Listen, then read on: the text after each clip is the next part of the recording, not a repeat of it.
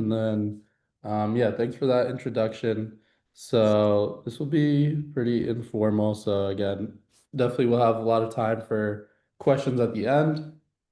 I know the topic here today that I'm presenting on is, leveraging AI and customer experience. But I think, I'll also focus quite a bit on how I even got here today, right? Being a fellow CIS major, it might not be intuitive on how to end up in customer experience and also what is customer experience. So I'll cover a lot of those topics, but, just always good to start with a little introduction on, my journey from Bentley to where I am today.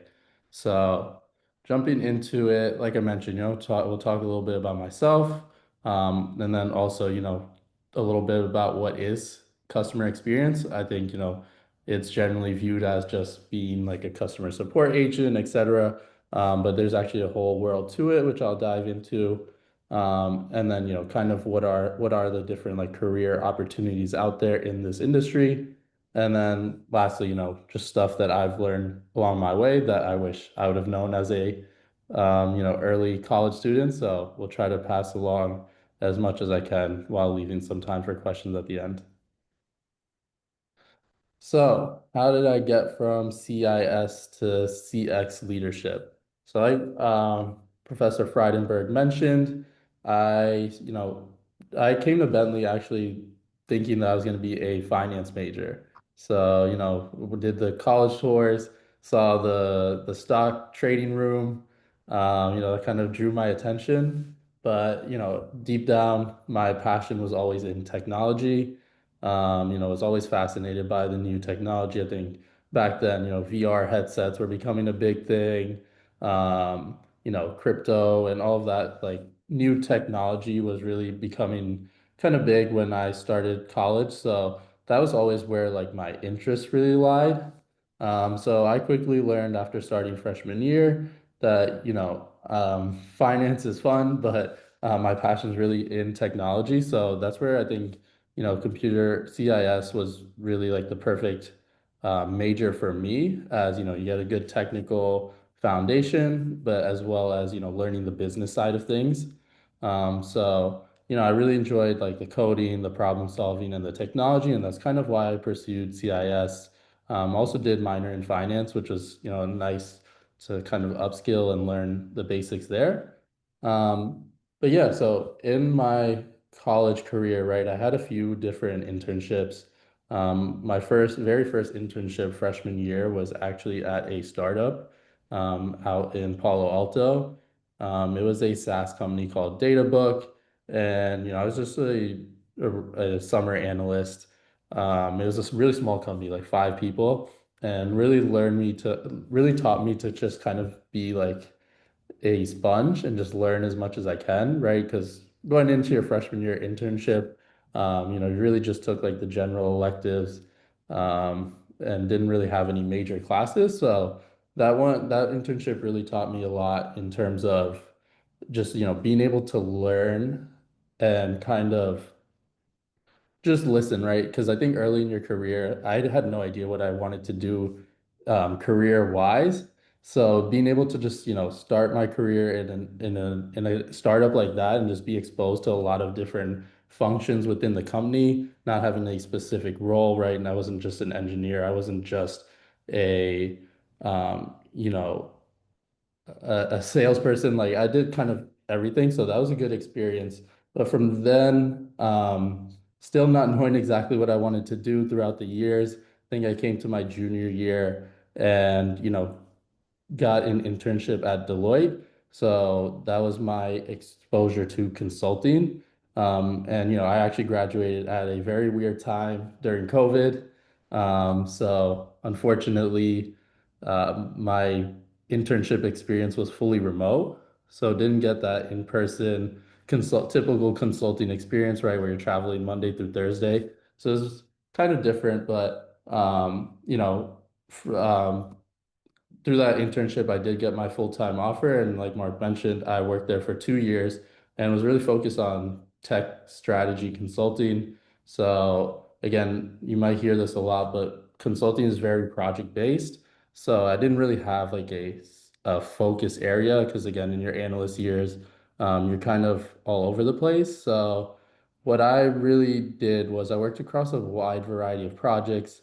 Some were related to like systems architecture, so helping, Fortune 500 companies kind of map out all of their applications. So, they have ERP systems like SAP. They have different like HR systems like Workday or ADP, and then they have like different finance systems. And all of these systems are like interconnected, right? But they're usually owned by different functions within companies. So kind of helping these companies understand how these different systems are connected, understand how data flows through these different systems to each other. And again, this is some of the stuff you definitely learn. You learn a good foundation through your coursework. But again, being able to learn on the job is also a very important aspect that's been a theme throughout my career. And I'm sure many others can relate. So just understanding that you might not have all the answers up front. It was definitely some challenging problems, but again, being able to learn on the job was again really critical in my Deloitte experience. So did have projects like that. Had some other projects that were like networking related. So how these companies, because a lot of companies have like strict security protocols and things like that. So understanding that um, how they should route their internet traffic to kind of optimize, security as well as performance because they have different ways they can set that up. So did a lot of cool projects like that across different Fortune 500 clients. But then after my 2 years in consulting, I think I wanted to get a little bit deeper on the technical side of things. And again, from my coursework, I was pretty good at SQL. I was pretty good at, like the basic coding, like I had a good foundation in Java and Python, for my CIS coursework. So, started looking for a little bit more technical roles towards the end of my tenure at Deloitte. And that's where I kind of came across Square Trade. So for those of you who haven't heard of Square Trade, it's actually owned by Allstate, and they essentially sell protection plans, right? So if you go to like Costco or Walmart, they'll always ask you at checkout, like, do you want to add a 3-year protection plan, et cetera, on anything that you buy? And that's what Square Trade sells. And so, they were building out their customer insights team. And I was one of the first people to join that team, which sounded like a pretty interesting opportunity. Is basically going to be, leveraging all the data that they collect. So they get a lot of data at Square Trade, right, about like um, what are people purchasing? What are people purchasing warranties on? How often are they filing claims on the things that they're buying? Based off of what they bought, like how was their experience? And kind of leveraging all of this data and trying to tell a story behind it, and then using that story to actually drive improvements in the overall customer experience. So, um, it was actually, pretty cool work. And again, it was very much related to CIS in a way that you have to understand, again, how do you not only how to get the data, but then also take that data, make it actionable, and drive improvements throughout the company, right? So that's kind of what I did at Square Trade. I was also there for about 2 to 3 years, and really good experience. And so, yeah, that was my job after Square Trade. But now taking the next step in my career, like I mentioned earlier, my first internship was at a very small startup, and it was definitely one of my key defining moments in my career because it is not just the role itself, but just being in a startup environment was really fun because one, again, you get to learn a lot. You have to be able to adapt quickly. And so I kind of missed that startup feel being at big companies for 4 years. So that's when I started looking for startups, specifically in the e-commerce space, because I do also have more of an entrepreneurial mindset. And so eventually I do want to kind of pivot into starting my own company one day. Um, and so this kind of felt like a natural transition into my current company, MoonBrew. So for those of you who haven't heard of MoonBrew, we sell a melatonin-free sleeping supplement. If you check out our website, you'll see it's like a powder. You take it every night, and it helps you sleep better, fall asleep faster, and then you also wake up not tired or groggy, because melatonin products are usually make you feel don't they help you sleep for sure, but they don't you wake up in the morning, you don't feel the best. So we have a few different flavors, and this company was growing really quickly. And again, there was no one really doing CX, which I will touch on in the next slide, what it exactly means. But yeah, so came across this opportunity to kind of lead their customer experience team and really leverage, AI and other technology out there to ensure that customers have a great experience when they come try our product. Because again, it's a supplement, and supplements are built on trust. Okay, so I know I hinted on this a little bit. So what exactly is customer experience? Well, it's how it basically defines how every moment, every interaction a customer has with your brand. And it's not just interactions related to support, right? It's not it's not just, issues about your order and things like that. It actually starts at the very, very beginning. Um, it starts when customers discover your brand, right? So, having since we're not in retail yet, it's very important to kind of ensure that as soon as a customer gets to our website, they're able to get exactly what they need right away. Because one, ad spend is really expensive these days, so acquiring customers is a constantly growing cost to our business.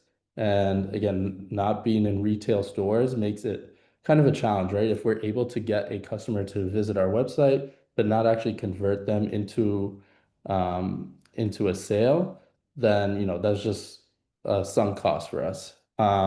So again, being able to make sure that as soon as they get to our website, they have all the information they need right there in front of them. And then from there, it's a seamless experience to placing the order. And then once they place their order, they have all the information they need to about how to use the product effectively. If they have any issues, they have an easy way to kind of reach out to us and get quick answers and quick solutions to their issues. And then finally, post-purchase, just again, making sure we keep an ongoing conversation with the customer, making them feel like they're a part of the brand. Because again, there's a lot of sleeping supplements, there's a lot of competitors out there, but how do you make customers, feel like this is the brand that really speaks to them? This is the brand that really understands them. And it's kind of, a unique blend of utilizing technology, human psychology and storytelling that really creates that lasting impressions with customers. So, what role does tech play in this industry, right? And again, it's the most obvious answer probably that you would think of when you think of, oh, how does AI impact CX is like a chatbot, right? I'm sure many people here have gone onto a website, and as soon as you reach their website, there'll be a little bot in the bottom right corner which pops up and says, hey, is there anything I can do to help you? Just type a message and we're here to help, etc. So many brands have been leveraging, AI chatbots for a while. And if they're not able to answer the question, then your question will actually be transferred to a human agent. But there's actually a lot more behind the scenes that kind of goes into this. So I'll give an example actually from some of the tickets that I've reviewed here at MoonBrew. Um, we usually give a free gift to customers with their first order, like a frother, which makes it easier to mix the drink. And some customers have never used a frother before, or sometimes, they have issues where it comes broken, etc. So customers will reach out like, hey, like, this is not working. And so our AI agent responded to some of these customers telling that, did you use the included USB charger to, charge the frother? And that was just a completely wrong answer because our frothers, first of all, are battery operated. And so, it just gave the customer a completely wrong answer and it kind of gaslighted them in a way to make them feel like they're doing something wrong. Where in reality, the issue was that AI outputs are only as good as their inputs.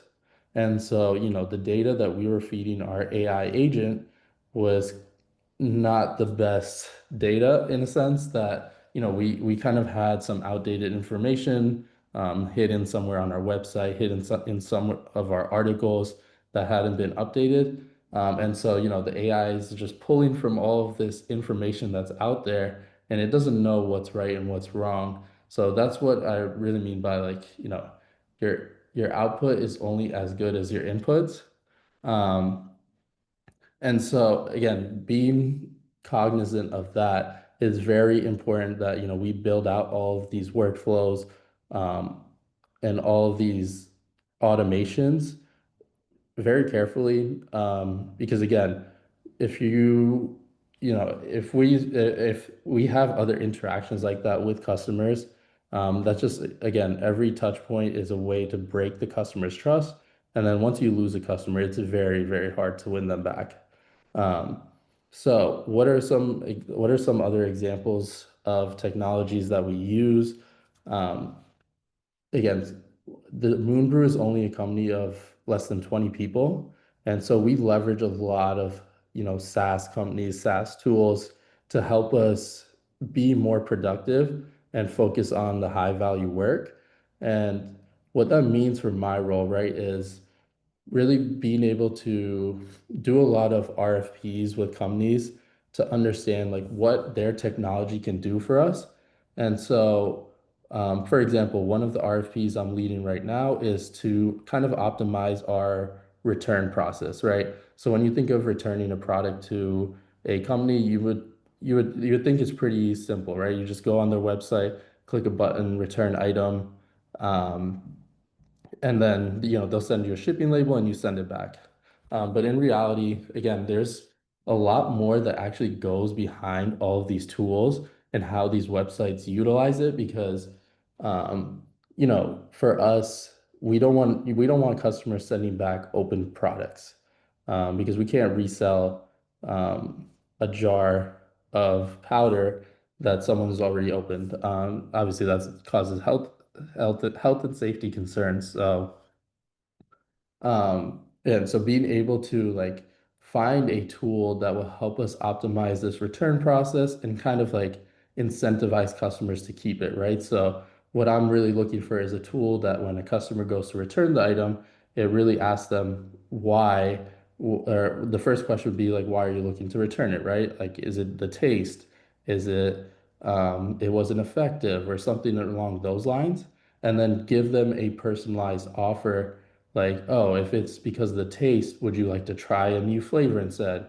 If it was because of the effectiveness, would you like to keep the item for like 20% discount and try it for a little bit longer, etc. So really try to, build in these kind of predictive analytics into these workflows. And again, with the end goal of driving customer retention, driving customer lifetime value. These are very key metrics in this industry. So again, one is being able to bring in good tools, good partners to help us, um, really leverage the technology that's out there. And two is to, again, collect really good data to be able to kind of predict these issues before they occur.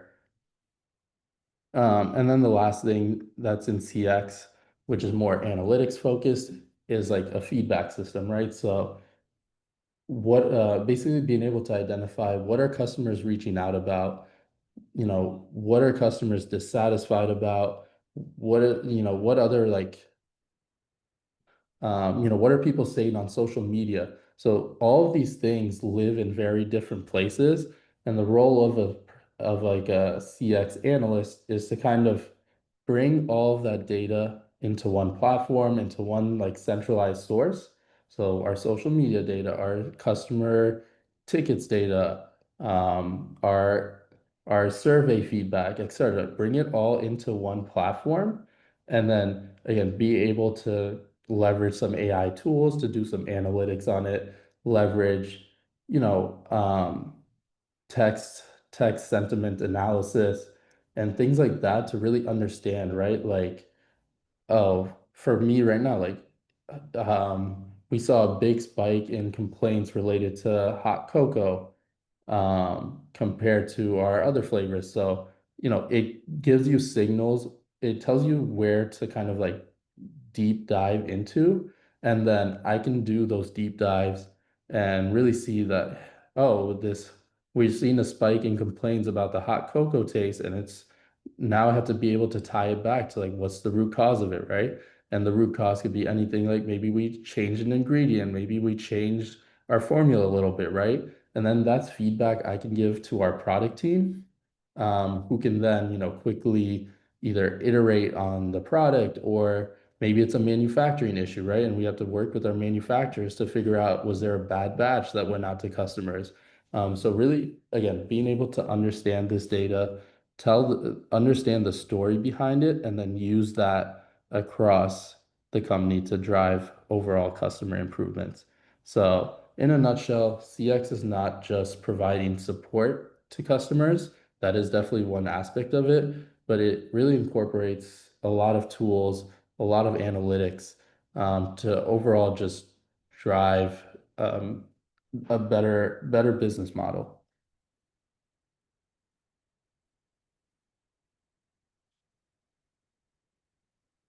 So these are just some stats that I pulled from our data here. Um, And, with utilizing AI just in our support tickets, we really had a big impact. So we've been able to automate over 40% of our tickets. And again, this is not just replacing agents, it's actually helping agents focus on the more sensitive tickets, right? Because there's a lot of easy questions that can be answered that are just a waste of agents' time, and it's also more expensive for us to have agents focus on that. For example, like a simple question like, where is my order? I see it hasn't been shipped yet. Those are all automated. Those are usually automated because, we can have the AI agent easily go into, get the order data, get the tracking number, and then just provide the customer with an update like, hey, your order is expected to arrive here. Um, versus, a ticket that requires a lot more, that requires like a human touch to it. So a funny example from another ticket that I came across recently is, we use some private delivery companies depending on where you live, and we had a delivery driver, after he delivered the package, drive through the siding on someone's grass by accident, and he caused some damage to their property. And, the customer reached out to us. They sent us the video, they sent us some photos. And again, if we were able to automate everything, that I don't think that's like a case, an AI agent would really be able to handle, because that's something that really requires, you know, one, an empathetic response, but two, it also requires, a little bit more escalation. It involves like, getting our shipping insurance involved and things like that. So those are those are the kind of tickets we want our agents to be able to focus on and not have to waste time focusing on the lower hanging fruit. And as you can see, it's actually a really big, cost saving too, right? Because, automated tickets, they only cost about 70 cents versus $3.30 for tickets handled by human agents.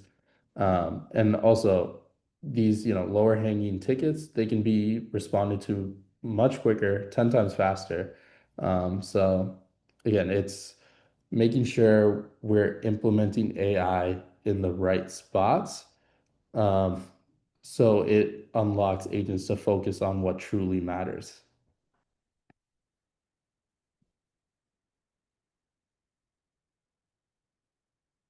And this kind of ties to what I was saying, right, on the last slide. So to just drill a little bit deeper into it, again, the AI will handle the repetitive questions, you know, regarding like common questions, order updates, resetting account management, and like explaining simple policies. But humans will really handle the more emotional, complex edge cases that require some problem solving, that require crisis management, like that example I gave. Um, and then also just, other instances where we'd want to just make sure we're deepening the relationship with the customer, again, to always keeping the customer in mind and building that trust with them. So again, I know there's been a lot of talk in the news and things like that, that AI, there's like being AI agents being built for, almost every industry now, and they're eventually going to replace humans. But I think we're actually very, very far out from that because from my experience and what I've seen, AI is a very powerful tool to aid us, but it's not able to handle a lot of complex edge cases. And it's, currently it's still best used, being led by humans and being supported by these AI tools that really unlocks the true value. So in terms of career opportunities, right? Like especially related to CX and technology, like what is out there? And these are just some names I came up with. Again, every company from when I've applied for new jobs, I've seen like uses different titling. But these are really the biggest buckets that I see right now. So one is automation engineering. Again, being able to leverage your technical background and implement AI into very, again, repetitive workflows, things that are very low value, low impact, that you don't want a human focusing on. You always want humans to be focused on the high value, high impact areas. So, there's a lot of automation opportunities, small and big companies, actually more in bigger companies because people have been doing things a certain way for a long time, and it's harder to implement change at a bigger company. But again, utilizing AI workflows to kind of make your day-to-day jobs more efficient is becoming a big need in our industry. Um, and so there's definitely like automation engineering where you sorry. There's definitely automation engineering opportunities there. And similarly, prompt engineering, right? Like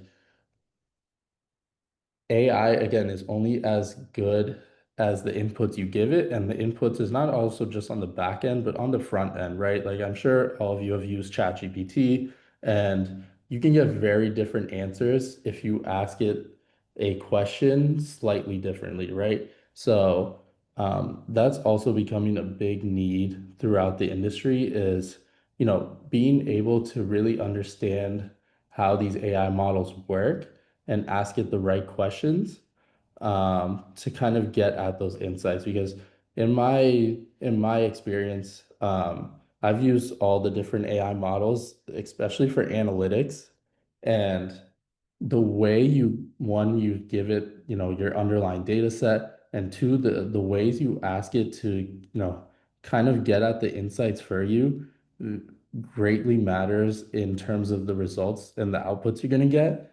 Because at the end of the day, you don't want to you don't want the outputs to be just very basic stuff that you could have just done yourself.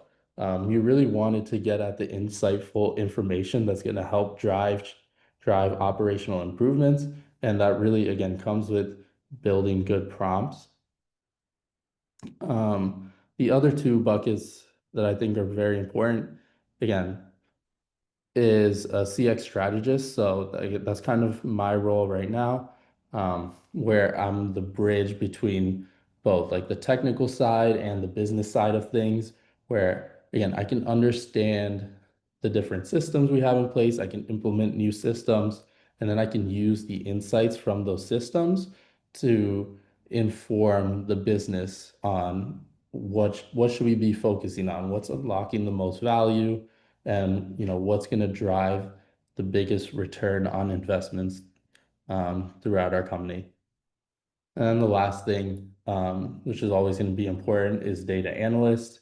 So, like I mentioned earlier, being able to take all the different data that the CX teams get from social media, from CX tickets, from survey feedback, being able to get that all into one centralized place and get real insights from it. So, those are kind of, again, they're all kind of related. They can all be in one role, they can all be in separate roles, but this is kind of what the tech need is in customer experience.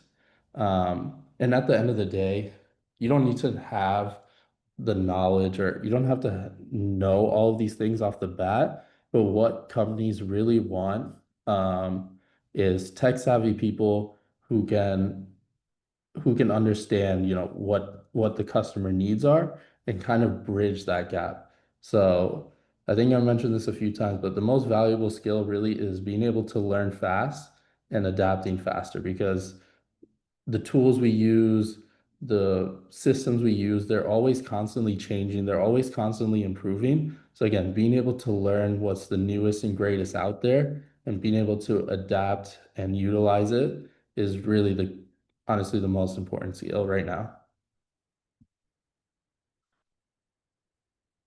So again, I think this might be a little repetitive, but how this industry is evolving is um, again, being able to use those insights, being able to understand human psychology, and then designing your customer experiences around those insights and psychology to make your brand feel more human. I don't know if anyone has felt this way, but if you call a company and it just you're talking to a robotic machine, um, you don't really feel great versus, you get to talk to a human agent and, they'll start the call with, "Oh, how was your day?" And it makes you feel like you're actually talking to a human. People don't realize this, but this really impacts like human psychology and how you feel and perceive a brand. And again, in a space where it's really easy to start a company these days, it's really easy to sell a product online. How do you differentiate yourself? And that is truly creating a great customer experience where people feel like they're a part of the brand. So again, continuously evolving how we utilize AI to make it feel more human and not robotic, because that's what good actually feels like to a customer. And we want to make sure that we're building things for customers, not just optimizing things on the back end for, in terms of cost, in terms of things like that. Because if we don't keep the customer in mind, like we can do a lot of things in on the back end to automate stuff in ways that will make our lives easier and make costs cheaper. But again, if it doesn't resonate with the customer, then all of that effort goes to waste. So empathy at scale becomes the new competitive advantage. So some career advice I wish I knew as a first year, again, just constantly stay curious, right? Um, you might not know exactly what you want to do. Hopefully after this it will be CX. No, I'm just kidding. But again, like I've went through many different industries. I've went through many different types of roles, and I still, never knew exactly what I wanted to do. But in every one of those roles, I was always staying curious and always trying to learn, right? not just what my role is, but what other people were doing in their roles. And, that kind of helps you learn what you enjoy, and what you may want to do in the future. Um, like for me, that's how I discovered, right? I'm a very analytical person, so I knew I wanted to do something, you know, analytics related, but also be a strategist because, um, again, from my experience, I've also pretty good at telling a story with data. And that's where I saw when I was graduating was the biggest impact is not just being an analyst, but being able to tell a story with that data. So, again, just from staying curious, that's kind of how I figured out what I wanted to do. And, I think that's, again, a pretty critical skill to have that that companies like to look for these days. Um, but of course, another important thing is your technical skills. So, having a good foundation in your technical skills, SQL, I've used that plenty of times throughout my career. Um, in my current role, we don't use SQL, but we use our store is built on Shopify, and Shopify actually has its own kind of version of SQL. But again, if you have a good technical foundation, then picking up these, slight variations of these base languages makes life a lot easier. And, it will allow you to have a much greater impact if you have a good technical foundation. Um, if you have a good technical foundation. But again, don't neglect the human skills also because you can gather all of this data, you can be an excellent, you know, data modeler, etc. But if you can't tell a story with the data, then it's going to be really hard to evolve into more senior roles. And so again, keeping in mind it's really good to master the technical skills, but it's also very important to, expand your EQ, your storytelling, um, and your communication and empathy. So again, it's always good to have a balance there as that will help you evolve throughout your career. Then building a learning reputation. Again, I think that ties with staying curious. If you're curious and find an area that you're interested in, highly recommend going out and just learning it on your own, not waiting to, until you take there might be courses that are focused on that, but and you might think that it'll be good to wait until that course to learn about something. But honestly, again, being able to learn quickly, once you find something that you're curious about is a very key skill just to keep in the back of your mind. And then the last thing, networking. So I will say this, like I'd say out of the 6 or 7 different jobs I've had throughout my career, um, 5 of them were through, my network. And so again, as you're very early in your career, it's very important to build that foundation and network with intention. So not just people like to talk about themselves. So again, like ask people for their perspective and their experience, not just for favors. Because once, what if you show genuine curiosity and interest in learning about someone or learning about their role or learning about their industry, they'll be much more willing to talk to you. But two, instead of you asking for something, right, they'll remember you as the person, who is actually genuinely interested. And then, you never know, somewhere down the road, that connection can be useful. So, very important to network with intention.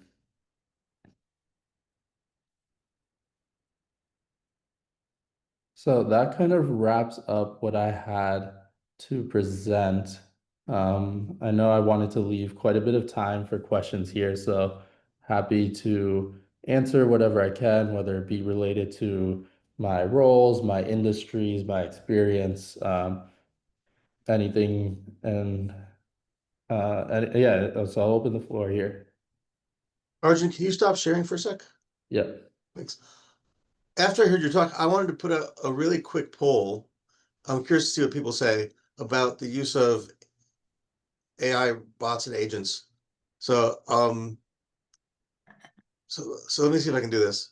Um, and then and in the meantime, if you have a question, please turn your screen and your microphone on so we can see you. But here's the here's the do you see the question on the screen? Yeah, Yep. it's if you've used an AI agent before for customer experience, um, have you had good results or no preference, or would you rather talk to a person? Um, Looks like half of you are up to 30. So far, we'll give another second for the results to come in. Do you see the results on your screen as this as this updates? I'm not able to see it. Okay. I'm sure I can show it to you. All right, let me end the poll. Maybe it'll come up. Now do you see it? Yep. I'll say interesting. So 61% of people would still rather talk to a person, which obviously makes sense. So, um, right, again, that's part of the job is figuring out how do we balance that? How do we make either the AI sound more human, or how do we make sure that people who are, talking, who need to actually get to an agent are their time is not being wasted, right? Like it's not something that could have easily been self-serviced and things like that. It's really, again, focusing on making sure we're only routing people who have complex situations that they just can't handle themselves. Because honestly, uh, yeah, honestly, like as as people become more, I guess as people age more, I feel like the older generation right now is not as tech savvy and they like having a human touch.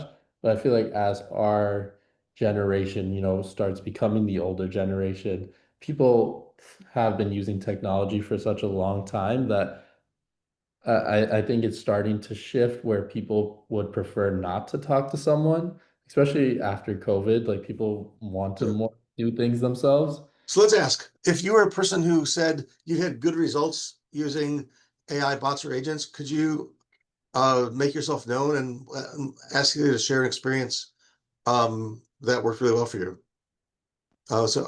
If you answered you've had good results, could you unmute and turn your camera on so we can talk to you?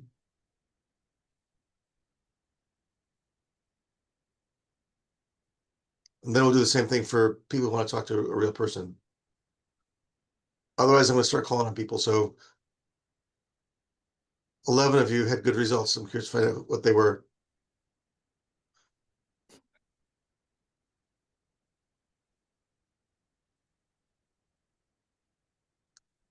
Quiet group.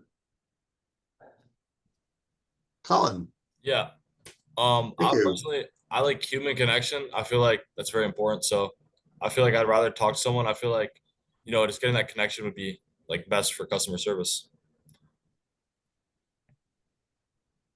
Thank you. Yeah. Who had a good experience with an AI tool or agent? I could speak to that a little bit. What's your name? Henry. Okay, go ahead. Thanks. So, I don't know about like a specific experience, but just in general, like with the AI agents, I feel like the fact that it's just a quick answer and it's almost always right. That's what I like about it.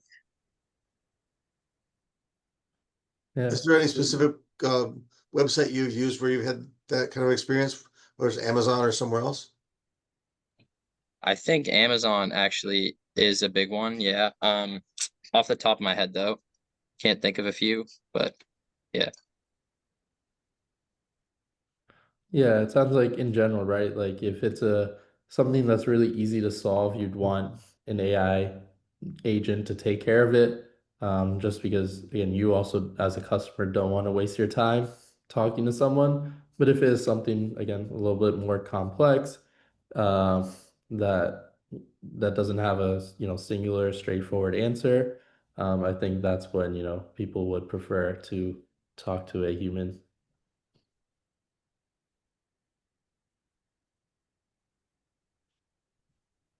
What other comments or questions might you have for Arjun about his presentation with us today?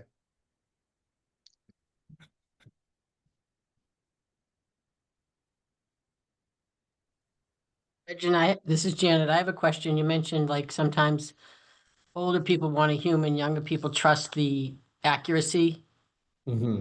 How do we feel about that? Because it's funny, I just did a presentation on AI today to our IT department and HR, and I did a lot of surveying and talking to employers and how people use it in the hiring process. And I feel like trust is still a little bit of an issue all around in AI. So, if you were online with a company and if you were getting information from their chatbot, you're feeling pretty good about it. Yeah. So I think I mentioned in one of my examples as well. I think the accuracy, at least from our chatbot, is probably like 80%. So there is still sometimes where it, hallucinates information, where it doesn't have all the context of the situation. And so that does make it a little tricky, right, to trust all the time. Um, that's why, right, again, if it's a simple question, I think, then people will take it for face value. But if it's like for example, we get a lot of medical related questions, right? Like, can I take your supplement while I'm taking this medication? Now, that is definitely something we never want the AI to answer because one, that opens us up to a lot of legal risk. But Yeah. two, we don't want consumers to, have adverse effects from wrong information. So I think what we try to do, right, is build in those guardrails, where, if it mentions, medical related, etc., immediately hand that over to an actual human, to kind of avoid some of these, trickier situations that we definitely would not want to give wrong information on. That makes sense. And I think this, from my other experience too, it does speed up the process, right? You're not sitting just listening to music from a long time ago while you wait for customer service. So if like you can get 80% of it done through AI and then get bounced over and they have all the information up to speed. Like I hate when I talk to one customer service rep and they bounce you and you have to start your story again. So I think Mhm. AI is kind of eliminating some of those frustrations too. Yeah, it is. And like it You also would hope. some cool things on the back end, right? Like where the AI is actually taking notes for these agents. So like when you're talking to them, it's automatically taking notes. And then if you do get transferred over, then the next agent can also see those notes. And hopefully you don't have to, again, repeat your whole situation and things like Exactly. that. So there's definitely a lot of cool things that are going on in this industry to, again, make it easier for both the customer and the agent. Um, but yeah, it is again I don't think we'll ever get to a world where everything can be fully automated because there's always going to be these complex edge situations. Thank you. Other questions for Arjun before I ask mine? We have about 5 or 6 minutes to go. And then while we wrap this up, I'm gonna post in chat a link to the attendance survey. So you can click on that and fill that out so that we know you're here and we can tell your teachers that you were here. I'll also paste in a QR code if you want to scan that. Let's see if this works.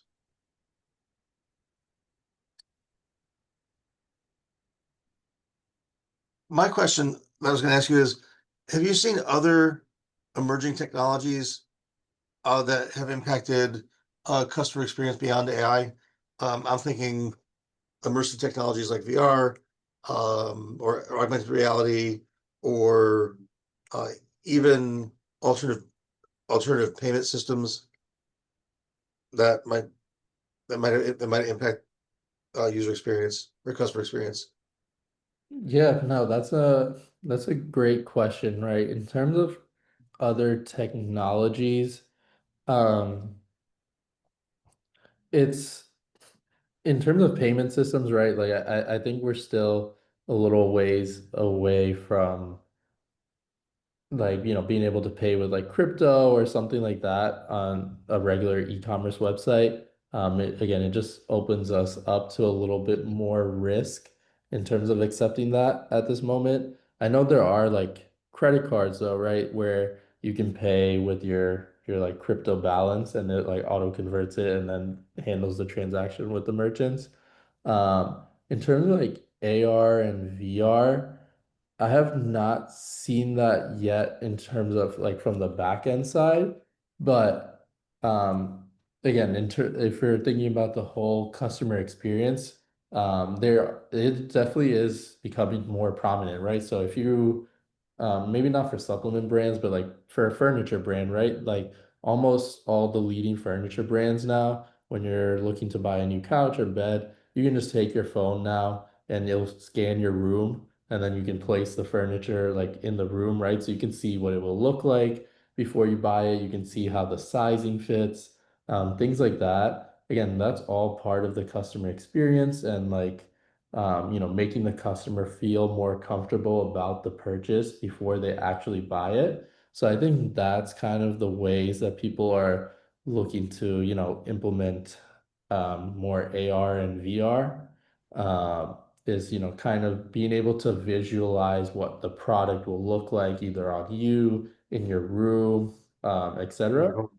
So you again, with keeping the customer trust in mind and just making them feel the most comfortable before they actually buy something, I think that's kind of where the biggest opportunity areas are. If You're right. We were putting in new tiles or new floor tiles in the kitchen at home. And Home Depot has send us a picture of your kitchen and we'll show you what the floor is gonna look like when you put it in with your cabinets. And it was great to see the difference and what it would actually look like. Yeah, no, exactly. It's very cool, and I think again, it's still very early stages with a lot of this technology. So I am definitely excited to see how it kind of evolves and just makes buying things a lot easier. We have time for one last question. In the meantime, I'll thank everybody for joining us for today's topics in tech with Arjun. And actually, let me show you my screen for 1 second and show you who's coming up next uh, with next week's with future topics and techs. You can find the entire schedule at the CIS Sandbox homepage. Who's this guy? Next week, October 28th, we have Nate Frisch from Kaba AI talking about uh, networks, AI, and careers. That'll be in person in Smith. And then also next week, a double header in the evening. On Tuesday, we have Myrnal Kumar, who's going to talk about how Duncan runs on data. So those are two upcoming topics in tech for you to consider if you are interested in those topics. And then also next week, how data drives the automotive industry. So those are all presentations coming up within the next couple weeks. And um, thank you to Arjun for being here, and thank you to all of you for joining us today as well. Yeah, thank you, Mark, for inviting me, and thank you everyone for the time for listening in. I did at the end of my presentation leave my email and LinkedIn, so feel free to connect or reach out if you have any questions or uh, are interested more about CX or just career advice. So happy to help where I can.